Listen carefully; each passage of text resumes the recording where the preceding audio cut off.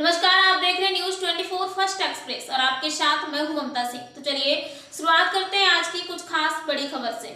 इटावा के भरतना कोतवाली क्षेत्र के अंतर्गत लंगूर की मठिया के पास रॉयल कॉलोनी में उस समय हड़कंप मच गया जब एक 18 वर्षीय छात्रा ने फांसी लगाकर आत्महत्या कर ली थी।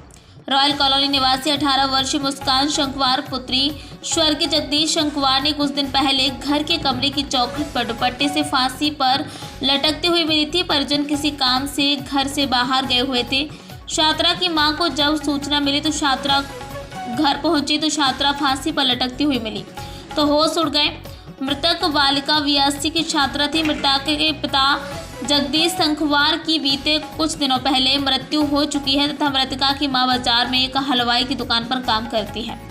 मृतक बालिका की 5 बहन भाई एक भाई है, जिनमें से एक बहन की शादी 5 वर्ष पूर्व हो चुकी है। प्राप्त जानकारी के अनुसार मृतका की शादी भिंड में कुछ दिनों पूर्व ही तय कर दी गई थी। मृतका की मां रजनी देवी ने जानकारी देते हुए बताया कि वह प्रतिदिन की भांति आज भी अपने काम पर गई हुई थी। उनकी पुत्री मुस्कान घर पर अकेली थी। जब मुस्कान की मां घर वापस आई तो उन्होंने देखा कि उनकी पुत्री कमरे की चौखट पर फांसी के फंदे पर लटकी मिली है, जिसे देख मृतका की मां तेज आवाज के साथ चीख पड़ी।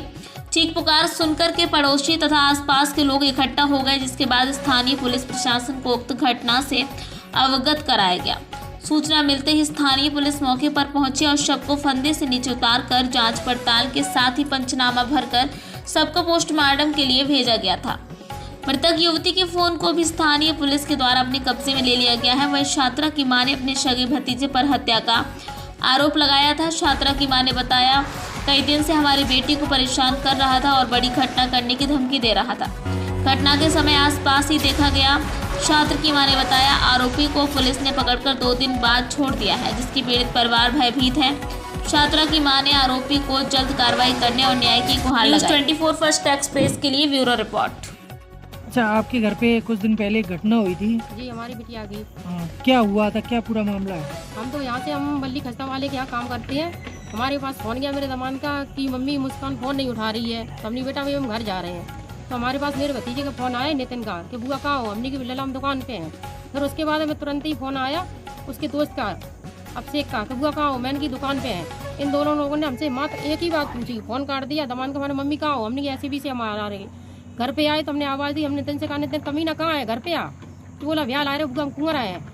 मेरा कहना हुआ इसका तुरंत आना हुआ। हमने कुंदी खड़काई। नितिन ने एक हाथ गेट पर पकड़ा था, जहाँ साइड से हम खड़े थे। नितिन ने कहा ऐसा लग रहा कुछ टंगा है। हमने नहीं पर्दा टंगा है कि नहीं कुछ टंगा है। तो हम बगल वाली छत पे गए। बगल वाली छत पे हमने आवाज़ दी, हम नितिन और बगल वाली लड़का, हम तीनों लोग छत पे गए। हम नितिन ने लेट के देखा लेकिन लड़की उसको टंगी हुई दिख रही थी, लेकिन वो एक ही बात बोला चाह रहा, मुस्कान कुंदी खोल। मुस्कान उसने ये नहीं कहा टंगा है। तो क्या उसे पता था पहले से? उसे पता था। तो उसने हमसे ये बात कैसे की कि मुस्कान कुछ टंगा है। तो मैंने ये कह दिया पर्दा टंगा है, कई रोज टंगा रहता था मेरा। उसने मेरे को धमकी दी और उसके पहले भी मुझे ये धमकी दी कि ऐसा हम तुम्हें जो बता रहे हैं ऐसे लोग को हम 72 से 72 हम सजा देंगे। तो सब बाकी रूप काट दिया हमने किसकी कि तुम्हें समय आवे तुम्हें अपने आप पता चल जाए। फिर वो हमसे एक दिन बोला क्योंकि तुम हमें अकेले मिली। हमने तो बता कहाँ मिला, फाटक से कि नहीं हम तुम्हें समय आवे तुम्हें बताए देंगे।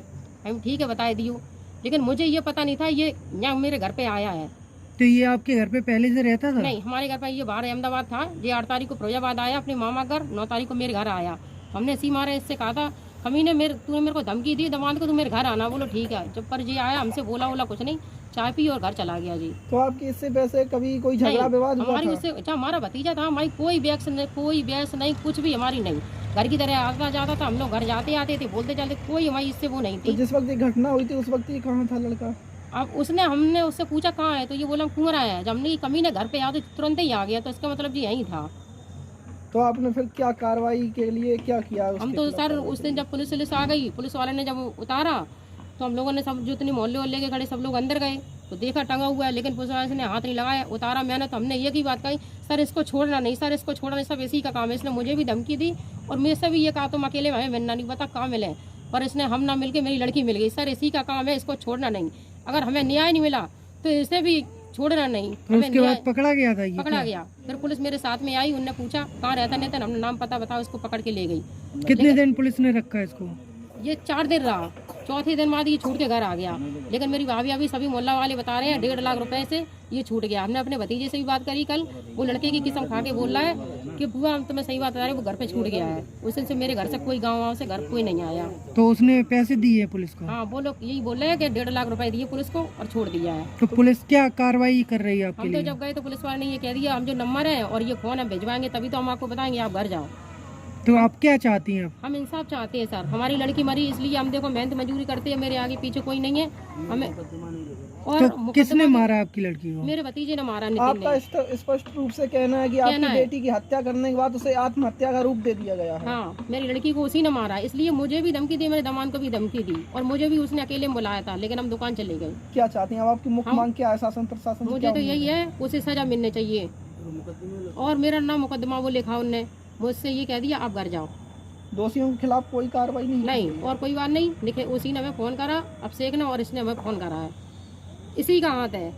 चलिए, वक्त हो गया एक छोटे से ब्रेक का। ब्रेक के बाद फिर से हाजिर होंगे ऐसी कुछ खास बड़ी खबरों के साथ। तब तक के लिए नमस्कार।